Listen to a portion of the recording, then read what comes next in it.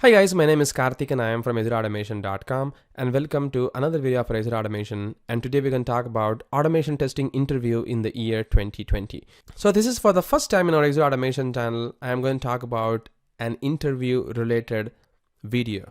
So I have never discussed anything related to an automation testing interview or how to crack an automation testing interview, what are the different steps to crack an interview or things of that nature. The reason being, almost all our videos in our Execute Automation channel as well as in our Udemy courses are designed in such a way that if you just go through those courses, you will know what the interviewers are going to be asking, because we have already covered those important technical details in it. The rest is how you actually answer the practical experience that you have got during your work period. So that's what is going to be the interviews all about. So the interviews are basically like two phases. One is your technical and another one is your attitude of how you can really overcome that particular interview discussion. So that's what is the whole interview is all about. And today we are going to talk about the automation testing interview in little much detail, not very technical in this video, but we are going to be discussing about how the discussion happens between an interviewer as well as a candidate, and what the interviewer really looking for from a candidate for the post which he is hiring for. Well, if you think this video is all about how to crack the Selenium interview or what are the basic tips and tricks to resolve a technical question or something like that, then this video is not about that. So this video is all about how you can answer the most common questions which will be asked during the interview process, apart from your technical questions in terms of Selenium or code.ui testing or Appium and things of that nature. Well, as I said, let's get started. But before getting started, let's make our basics more clearer so that we can really understand what this interview is all about. Well, an interview is a discussion to understand what experiences you possess to get the job done for the companies to whom you are interviewed for. That's what is the company actually looking for. The discussion should be very, very healthy, and at the end of the discussion, both the interviewer as well as the candidate should be in a state where you both have understood what the discussion has happened and how happy you are in terms of the discussion being happened. So if you have any questions, like the candidate, if you have any questions, you can ask to the interviewer, and if the interviewer has more questions regarding your technical skills or your attitude, he can ask question to you. So this is like a discussion where you make a healthy conversation of how to get a job done within a company and how you can bring the experiences that you possess in your previous organization within this particular organization. Well, how the discussion should be in the interviewer point of view. So I have split it into two slides basically, like one is the interviewer point of view and another one is the candidate's point of view. So for the interviewer's point of view, the interviewer expects the candidate to be as true as possible, since the only way that he can pre-assess the candidate is by using his resume. So his resume is the truth fact of the whole interview. So whatever the candidate has mentioned in the resume are going to be the first encounter question for the interview, because I have been interviewing many candidates and I was being interviewed by many companies. So the first thing they always do is whatever that I have written in my resume, that's what they're going to be asking. That's going to be their first encounter question while they ask. And based on the discussion, what the candidate says, the question may then vary, and that's going to change based on whatever that you say. So make sure you say what you really know. Don't just say whatever you have heard or just watch some YouTube videos and make stories based on that. Well, as that said, the interviews are going to be changing based on the geography as well as the culture, because I have worked in many different countries in all these experiences that I have possessed, something like India, Malaysia, and US companies is also in New Zealand right now. And I could see that there is a lot of cultural changes based on the discussion that you do in the interview process. For instance, if you have an interview with an American company, then probably they expect you to understand what the question they are asking and how that you reply. And at the same time, they also see how your technicals are. So basically, they expect you to see how you're understanding their questions and then answering it back, not just the technical knowledge that you possess. You may be very good in technical, but if you don't really understand what they really say, then probably it's going to be very hard for them to really judge or take you for their organization. But if you are an Indian or an Asian person, you probably know how the conversations are going to be, because the slang is going to be a little bit different for the English in India as well as in Malaysia and things of that nature. So probably the communication in that area should be okay, but technicals are seen much higher. So the interview questions will be much technical, and you should be answering those technical questions compared to other country that I spoke about. When coming back to New Zealand, I really noticed while I came to this country is you don't really have a way to just talk about technicals that you have possessed. There are more and more, almost like 70% is all about your attitude and how you really behave in the company and what you can bring to the company as an experience that you have gained in other companies, and how you can really improve the existing process and things of that nature. So they also expect you to really learn a lot and also bring new things within the company's culture. That's what is their whole process is all about. So if you see the interview process in India, Malaysia, and US, there are many times that you can do a online or Skype interviews, whereas in New Zealand, most of the time there will be a face-to-face conversation, because the culture here especially prefer you to be there for the face-to-face conversation, not just the remote conversation. Well, as I said, these are the countries and culture that I have worked for, and that's why I'm giving these tips to you. If you're really going traveling, or if you're going to work with these kinds of countries and companies, then probably this is going to be something helpful for you as well. Well, as that said, how are the discussion should be for the candidate's point of view? The candidate should be more energetic and more focused on what he is about to be discussing. As in this place, the candidate is more like a seller selling his best of the breed product to a customer. So he should be very clear on what he is saying, and he should be very true on his knowledge, and he should be telling whatever he knows. So in this case, he should be trustworthy to the interviewer, and he should say what he knows, not just saying whatever he knows. That's very important. Well, as I said, that's all about the Gyan on the automation, the basic stuff. Let's talk about the automation testing interview and how it will be. As I told you before, there are two types of interview. One is face-to-face interview, and another one is over the phone interviews. So face-to-face interviews are very common in few countries, whereas over the phone conversations are also common in few countries. So it depends on the geography and culture, as I told you before. And it's exactly the same for the company's culture as well. If you see, even if you are in India and if you want to do an interview, if you are going to be saying that I'm located in Bangalore and my interview is in Chennai, probably they will ask you to travel to Bangalore all the way, even though you are living in Chennai, which is within India. So that's because of the company's culture again. So face-to-face interview, that's what we'll be talking about in this whole discussion of the video. So let's begin our conversation. The first question, most of the time the interview will ask in terms of automation. So I'm not going to be touching about manual ever in this particular video, just about automation. So the first question is going to be, have you worked on any automation framework? If so, what kind of frameworks are that? So most of the time they expect candidate to answer this answer. Yes, I have worked on keyword data-driven hybrid frameworks in automation, and I've also understood how it actually works. Then the next question will be, have you built any framework? So if you can see, most of the questions in this particular discussions are going to be from the answers that you basically give. So you will really know what I'm really talking about here. So here, as you can see, I asked about the framework, and the candidate told about the keyword data-driven hybrid. And the next question was again on the framework, that have you built any framework? Well, about this one, the actual answer may vary. It depends on the experience of the candidate. With a less than 5 years of experience, he will probably say, not really, but have built code on the top of it. Whereas for an experience of more than 5 years, the candidate will say, yes, we built a framework from the scratch and have made the framework to be more sophisticated to run in many browsers, parallel execution, reporting, and email support and stuff.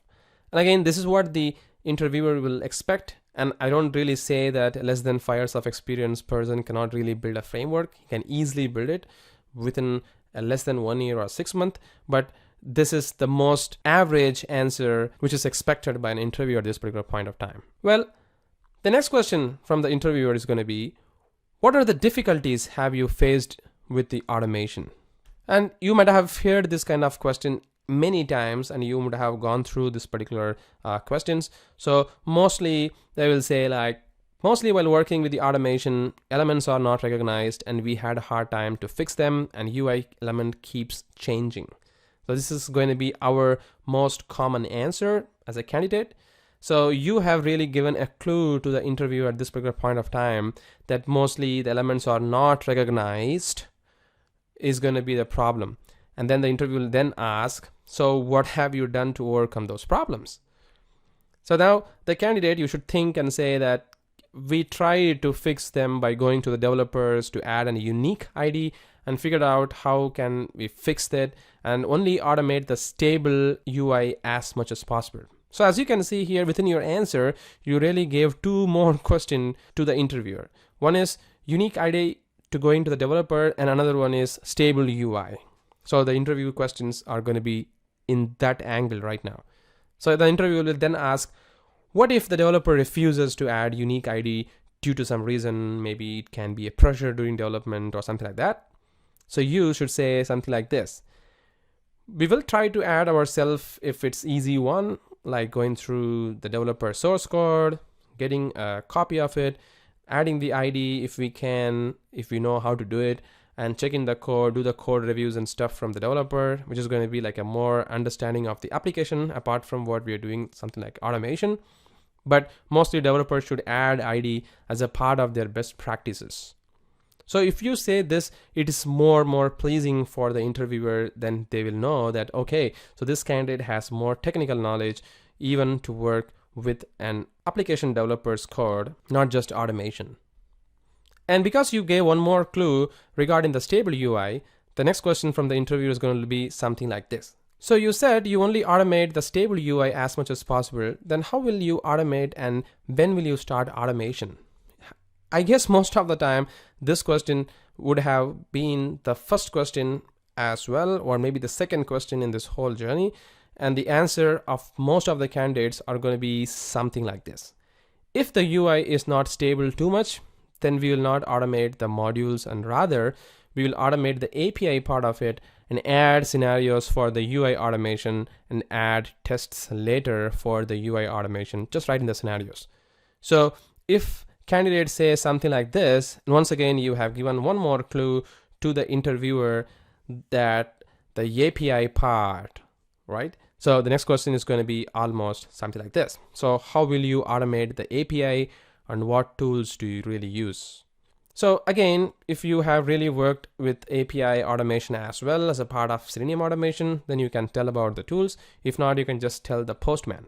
So you can tell something like a REST assured or REST sharp to automate programmatically, or Postman to test it manually, or maybe Swagger, which is pretty cool. And most of the applications currently possess this Swagger. So you can tell that as well, which is also very, very pleasing for the interviewer at this particular point of time.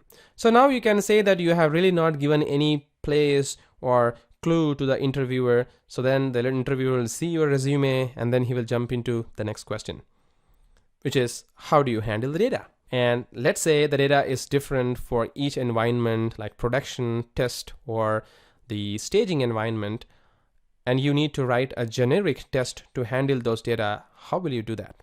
So now just think more, because it depends on the companies that you are being interviewed for. If you are interviewed only for a smaller company, probably you can assess that the data will be very smaller. But if you're going to be interviewed for a bigger company or larger organization, then you should think a lot before you answer this question.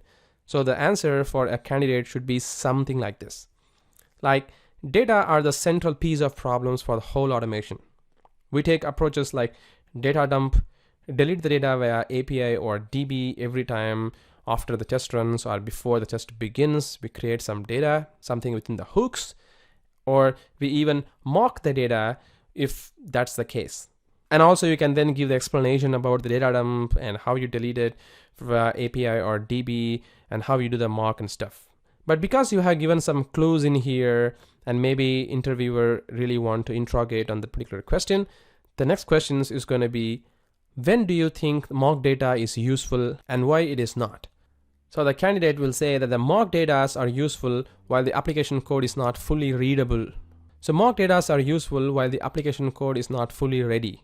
But while we need to write test automation code before that, good example is a third-party credit card service which does not even exist, but we need to test how our system behaves while we connect our code with that service. So if you say some more realistic example at this particular point of time to bring in the mock data on that particular situation to be used, then the interviewer might know that you have really worked, or maybe you really understand what mock data is all about, and then they will be happy.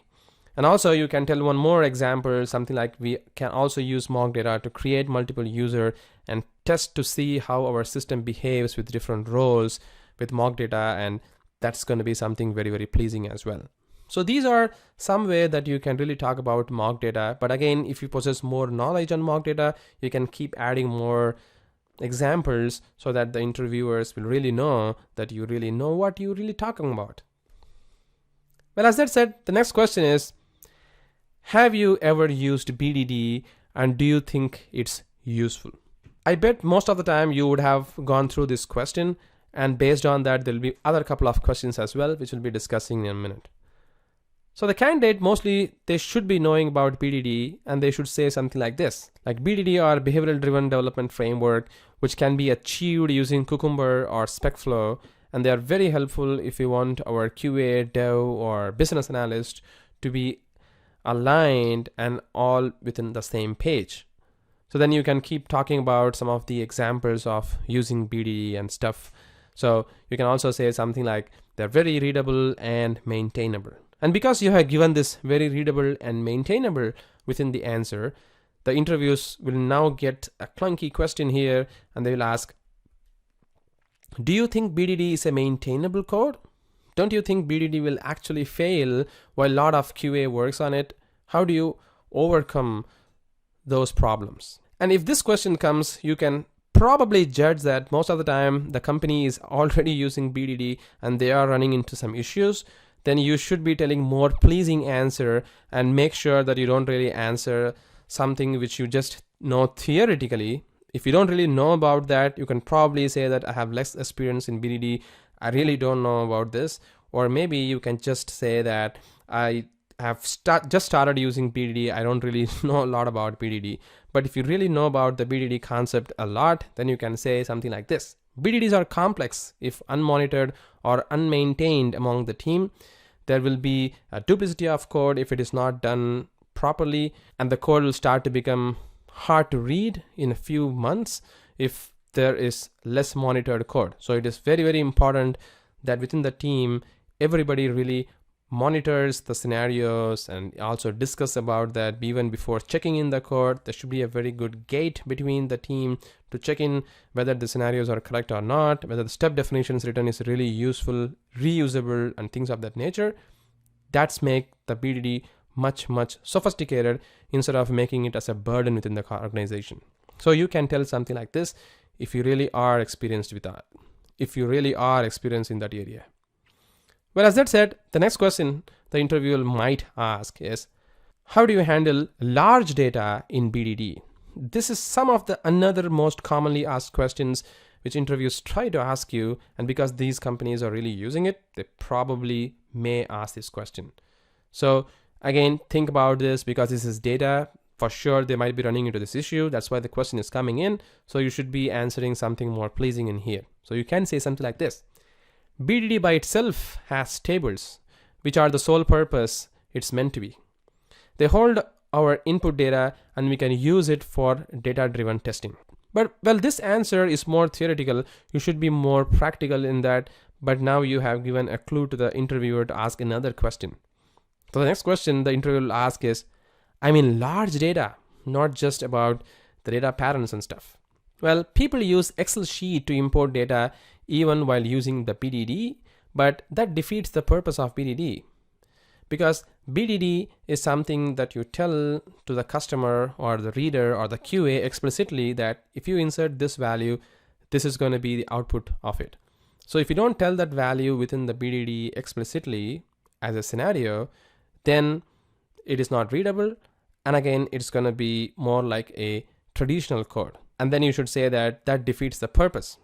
But then you can say some solution is like, if the data is too large, we can try splitting the steps within the feature files into 2 or more steps and then create the data based on that.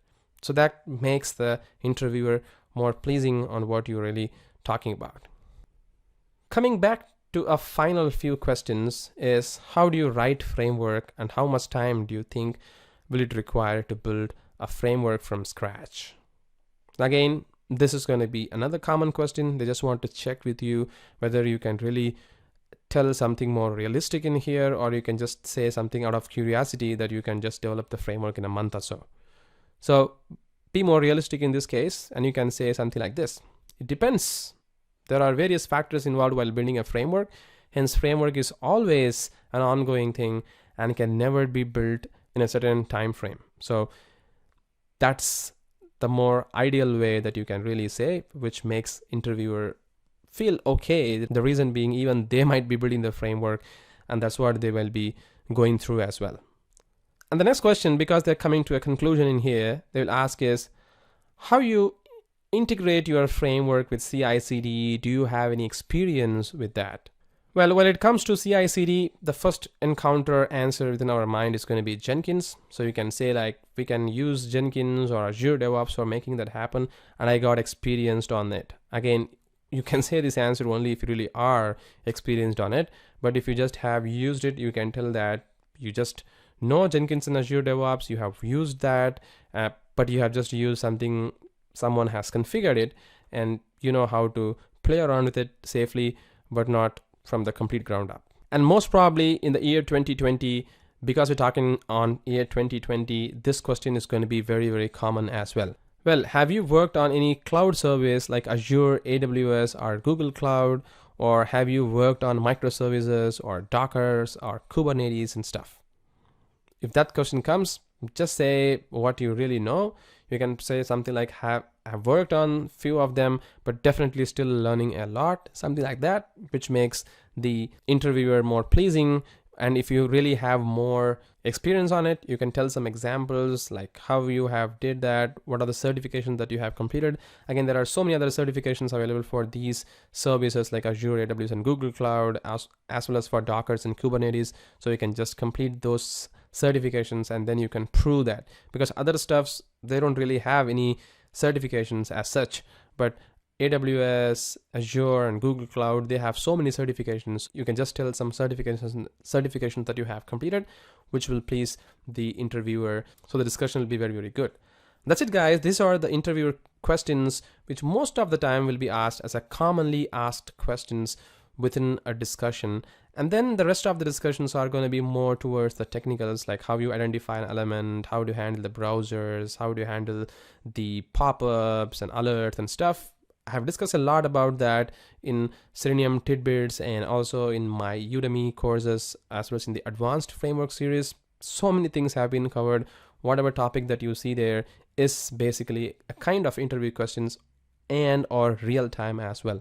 So you can just go through there so that you get all the answers that you're looking for. But these are some of the questions and answers which most probably been asked between an interviewer and a candidate. So make sure that you answer them realistically so that you can make a very healthy discussion and finally you can come to a conclusion.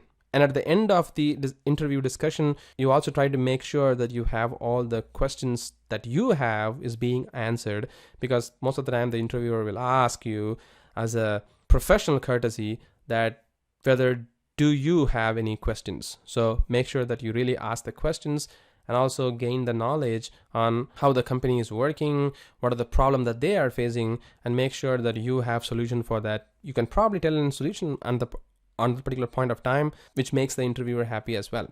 So that's it, guys. These are the interview questions and how that you can handle the automation testing interview. Let me know what are the other questions which are frequently asked questions. You can just put them in the comments below. We can probably discuss about that in a part 2 or so. We can extend this particular video if you really think that I'm missing so many questions, which will be great as well. So once again, thank you very much for watching this video and have a great day.